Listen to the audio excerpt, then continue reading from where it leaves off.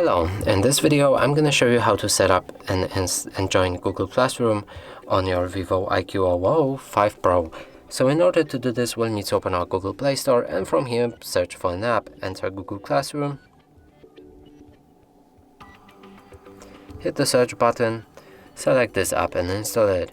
After installation process will be completed, our app will be ready to open. From here we can press on Get Started, choose the account you want to use for this classroom. I'm gonna pick that one. Now click on this plus button in order to join the class, enter the class code which you should be provided with, and after that click on the join. And that's it for this video. Hope you like it. Please consider subscribing to our channel, leave a like and a comment below.